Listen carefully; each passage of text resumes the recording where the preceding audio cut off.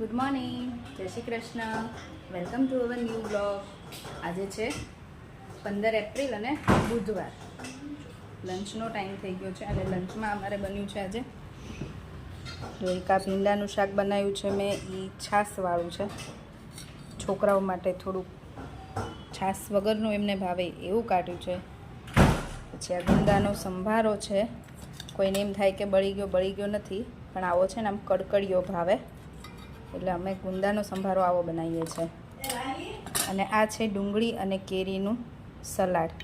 એમાં મેં છે ને ગોળ, મરચું, ધાણા જીરું અને મીઠું અને ખાટી કેરી અને ડુંગળી. આ ખાવાની બહુ જ મજા આવે, મને બહુ જ ભાવે.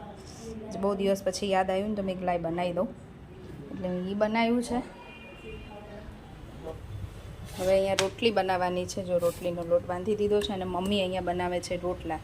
એક બાજુ રોટલા થાય છે તો હું રોટલી બનાવી દઈએ અને પછી લંચ કરી દઈએ. જય શ્રી કૃષ્ણ મમ્મી. જય શ્રી કૃષ્ણ. એવી ગરમી છે, બહુ ગરમી આપતો. આ 2 દિવસ તો બહુ પડે છે ગરમી. હા, 2 દિવસથી ગરમી બહુ જ છે. અને હું હજી અત્યારે કામ તો પતી ગયું, પણ રસોઈ કરી, કામના કપડાં પહેરીને જ રસોઈ બનાવી હતી. ત્યારે હવે ફ્રેશ થઈ છું, પણ રોટલી કરીશ ને તો પાછી હતી એવી થઈ જઈશ. એવું છે એટલે મેં ચલો પહેલાં રોટલી બનાવી દઈએ. પછી આજે છોકરાઓ બંને ઘરે છે, કેમ કે આજે બંનેને એક્ઝામ નથી. હવે કાલે એક એક્ઝામ છે, પછી પાછી એક હોલિડે છે ને પછી એના પછીના દિવસે એક્ઝામ છે. તો 2 પેપર બાકી રહ્યા છે, પછી વેકેશન.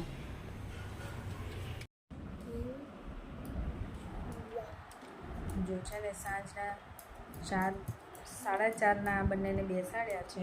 5:30 થવા આવ્યા છે કલાકથી. EVSનું પેપર છે ને.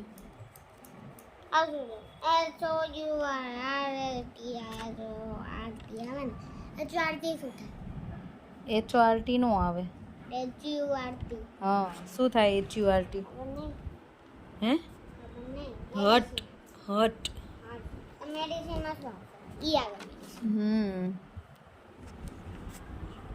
Oil, OIL, oil. TTULS. બસ હવે 2 એક્ઝામ બાકી છે. 2 પેપર પૂરા થાય એટલે શાંતિ. એની શાંતિ ને મારી શાંતિ નહીં. ચલો બંનેને હજી થોડું લર્ન બાકી છે, કરાવી દઈએ.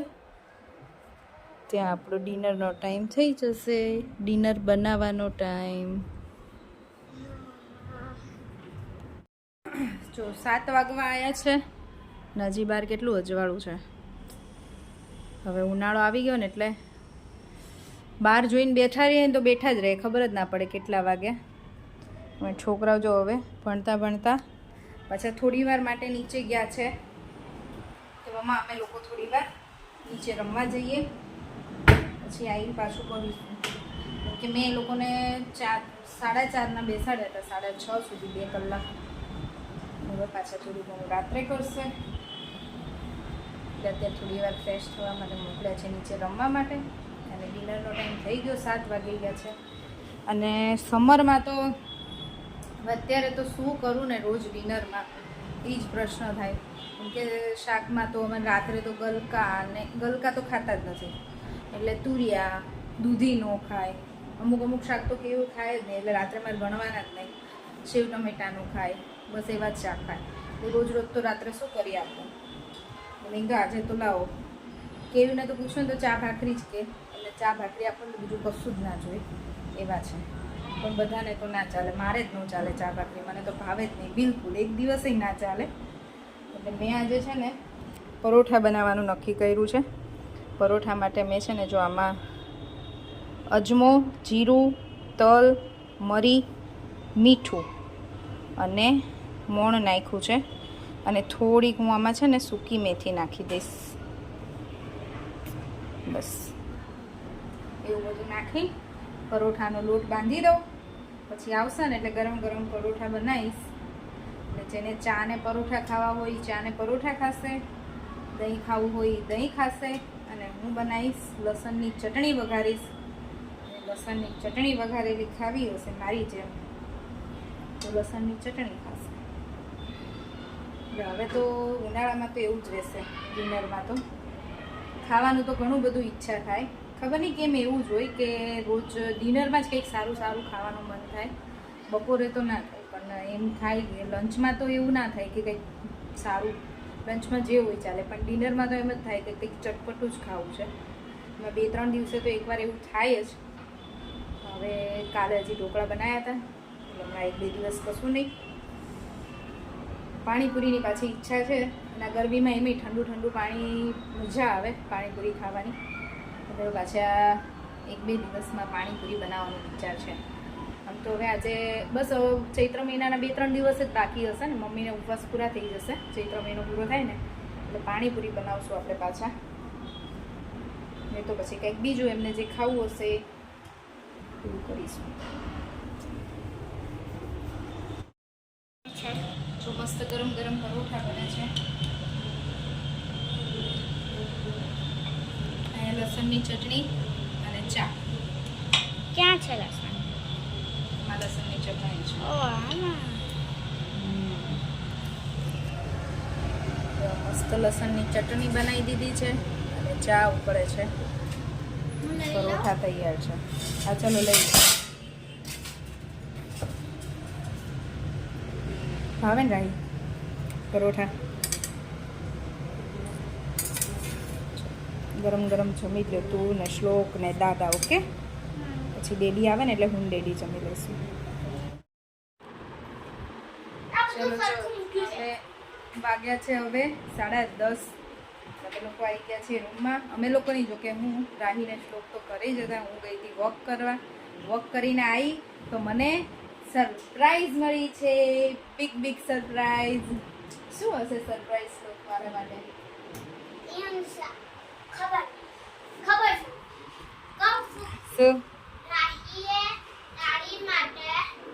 જો રાહીએ છે ને બસ પથારી ના કરવી હોય ને તો પથારી કરીએ ને યારે કાઈ કર્યું છે ખબર.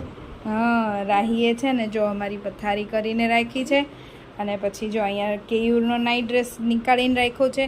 અને અહીંયા મારો પણ નાઇટ ડ્રેસ, મારી જગ્યાએ મારો, કેયુરની જગ્યાએ કેયુરનો. અને એ બંને તો નાઇટ ડ્રેસ ચેન્જ કરીને શ્લોકની જગ્યાએ શ્લોકનો ફ્રેશ થઈ ગયા છે. એ બંને તો નાઇટ ડ્રેસ ચેન્જ કરી લીધો છે. બસ હવે અમે લોકો ફ્રેશ થઈ જાય અને પછી સૂઈ જાય. રિવિઝન કરવાનું છે હજી એકવાર? નો હવે નહીં હો. હવે નહીં. ના જો હું કરતી રાહી અને શ્લોક છે ને ક્યારેક ક્યારેક મને આવી સરપ્રાઈઝ આપતા રહે. ક્યારેક હું કહું ને તોય ના કરે. અને ક્યારેક આજે મેં કીધું નહોતું ને તો એ મસ્ત પથારીનું બધું કમ્પ્લીટ કરી દીધું બેડરૂમમાં. સીધું હવે મારે સુવાનું જ છે. થેન્ક યુ રાહી. મમ્મા હા બેટા. ચાલ તું ગેસ કર આની હાલમાં બીજું શું કરું? બસ હવે આના સિવાય તો મને નહીં કંઈ લાગતું. મને બી કાઈ નથી લાગતું. ના ચલો હું જ કહી દઉં. તું આપણે કાલે જે કપડાં પહેર્યા એ કપડાં ક્યાં? એટલે કાલે પહેર્યા હતા મીન્સ કે તે કાલે આપણે જે કપડાં પહેર્યા હતા એ તે ધોયા. ઓકે, એ બધા તે અંદર વોર્ડરોબમાં. હા, એ બધું તે મૂકી દીધું હે ને? Okay, thank you. ડેડીના મારા છોકરા મારામાં તારા આમાં. Thank you. રાહીએ બધાના કપડાં સરખા ગોઠવી દીધા હે ને? ચલો હવે મેં આજે તો શું કશું ના કર્યું કે છોકરાઓને આજે EVSનું હતું. કાલે છોકરાઓને કાલે EVSનું પેપર છે એટલે આજે એ બધું પ્રિપરેશન જ કરાવી. બંનેને લર્ન કરાવ્યું. એટલે બાકીનું ઘરનું કામ આખો દિવસ એમાં ને એમાં જતો રહે.